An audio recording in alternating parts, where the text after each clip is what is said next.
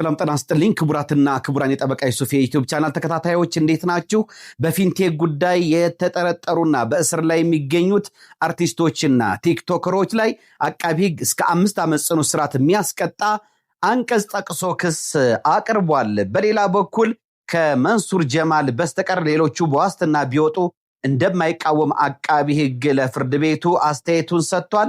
ሌሎች ጉዳዮችንና እነዚህን ጨምሮ ምነግራችሁ ነው የሚሆነው። የዛሬውን የፍርድ ቤት ውሎ እንድትከታተሉት ጋብዛችኋለሁ። እንግዲህ ከፊንቴክ ኢንቨስትመንት የማጭበርበር ወንጀል ጋር በተገናኘ እንግዲህ አርቲስቶችና ቲክቶከሮች በተደጋጋሚ ፍርድ ቤት እየቀረቡ ይገኛሉ። በእስር ላይም ቆይተዋል።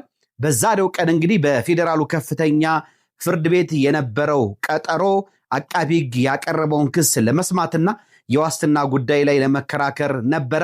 አቃቢ ሕግ እንግዲህ ክስ የሚመሰርት ከሆነ ክሱን እንዲመሰርት፣ ካልሆነ ደግሞ በዋስትና ጉዳይ ላይ ክርክር ለማድረግ ቀጠሮ ተሰጥቶ ነበር። አቃቢ ሕግም በተሰጠው ጊዜ ውስጥ እንግዲህ በተጠርጣሪዎቹ ላይ ክስ መስርቷል። ያቀረበውም ክስ እንግዲህ በ1996 ዓመተ ምህረት የወጣውን የኢፌዴሪ የወንጀል ሕግ አንቀጽ 32 1 ሀ ለ 35 37 38 እንደዚሁም የኮምፒውተር ወንጀልን ለመቆጣጠር የወጣውን አዋጅ ቁጥር 958 ህዝባር 2008 አንቀጽ 10 ንዑስ አንቀጽ 1 ስር የተደነገገውን በመተላለፍ በአባሪ ተባባሪ ሆነው ወንጀል ፈጽመዋል በሚል ነው ክስ የመሰረተባቸው።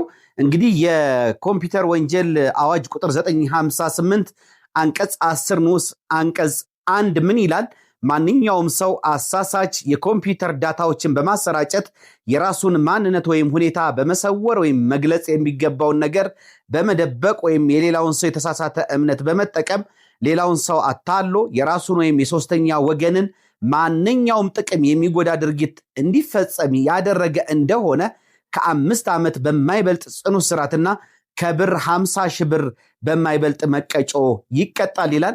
አቃቢ ሕግም እንግዲህ እነ አርቲስት ሰለሞን ቦጋለን፣ እነ አርቲስት ሰራዊት ፍቅሬን፣ እነ አርቲስት ይገረም ደጀኔን፣ እነ አርቲስት ዳንኤልን እንደዚሁም ሌሎች ደግሞ እነ መንሱር ጀማልን ጨምሮ ሌሎችን በዚህ አንቀጽ ነው እንዲከሰሱ ያደረጋቸው።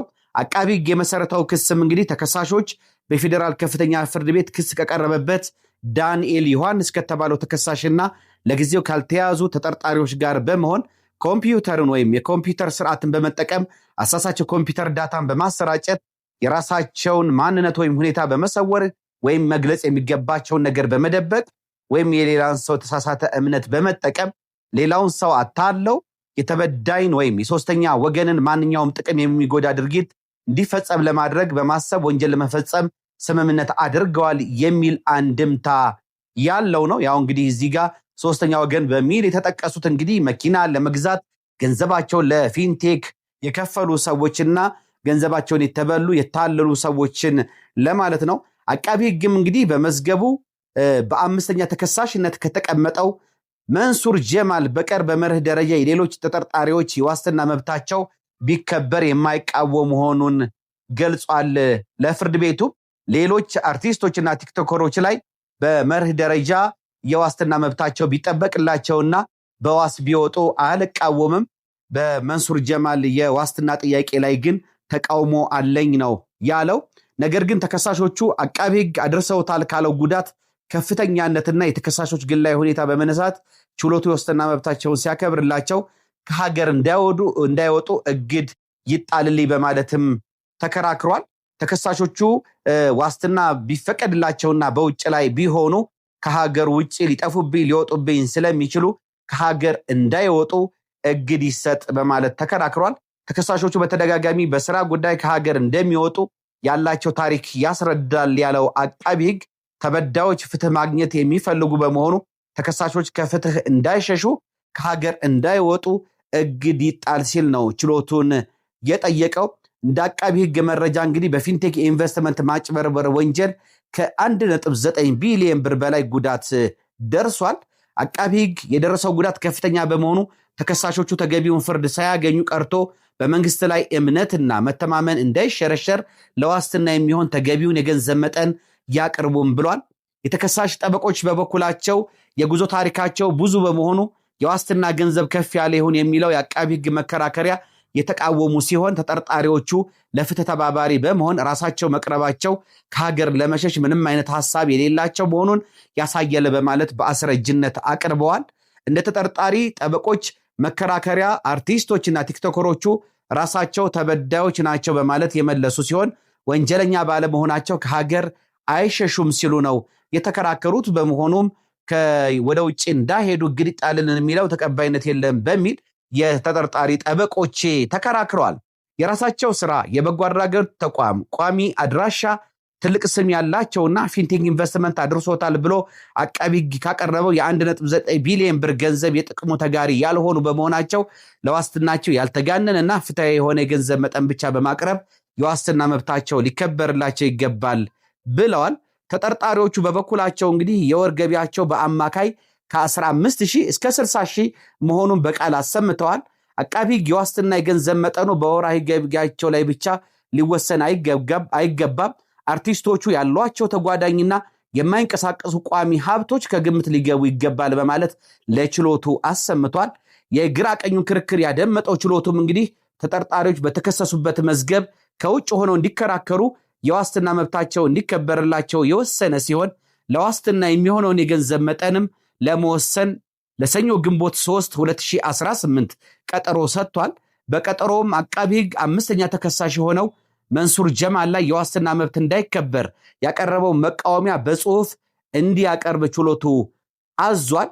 ለሰኞ በሚሰየመው ችሎትም ማለት ለግንቦት 3 በሚሰየመው ችሎትም በተጠርጣሪዎቹ የሀገር መውጣት እግድ የሚያቀርቡት የዋስትና መጠንና አምስተኛ ተከሳሽ በሆነው መንሱር ጀማል ላይ የቀረበው የዋስትና እግድ ጥያቄ ላይ አስተያየትና ብይን የሚሰጥ ይሆናል።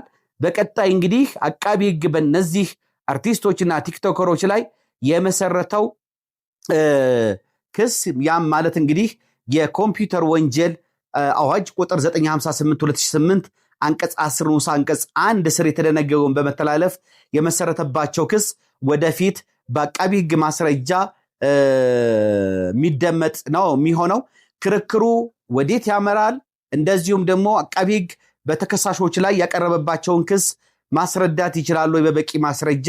እነዚህ ተከሳሾችስ አቃቢ ሕግ ያቀረበባቸው ክስ በማስረጃ አረጋግጦ ተከላከሉ ይባላሉ ወይ? መከላከያስ ያቀርባሉ ወይ?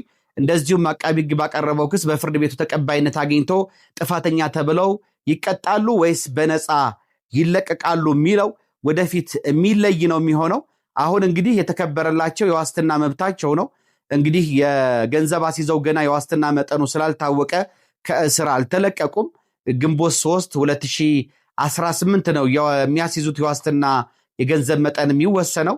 እንደዚሁም መንሱር ጀማል ላይ አቃቢ ሕግ የሚያቀርበውን ተቃውሞ በጽሁፍ እንዲያቀርብ ይደረጋል እና የመንሱር ወይም ደግሞ ጠበቆቹ አስተያየት እንዲሰጡበት ይደረግና ፍርድ ቤቱ አቃቢ ሕግ ያቀረበው ምክንያት መንሱርን ዋስትና አስከልክሎ በእስር የሚያቆይ ነው ወይስ አይደለም የሚለው የሚወሰን ነው የሚሆነው ወደፊት።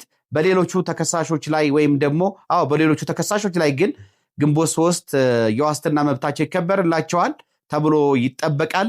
እንደዚሁም የሚያስይዙት የገንዘብ መጠንም ያን ቀን የሚወሰን ነው የሚሆነው። ወደፊት እንግዲህ ክርክሩ በዚሁ ችሎት የሚቀጥል ነው የሚሆነው። እንግዲህ የዚህ ከፊንቴክ ኢንቨስትመንት ግሩፕ ጋር የተያዘው ክርክር ወዴት ያመራል፣ ፍርድ ቤቶችስ ምን ይወስናሉ የሚለውን ወደፊት ትኩስ መረጃ ለእናንተ ማቀርብላችሁ ይሆናል። ውድና የተከበራችሁ ፕሮግራሚንግ ተከታታዮች መልካም ጊዜ እንዲሆንላችሁ እመኛለሁ። ባባይ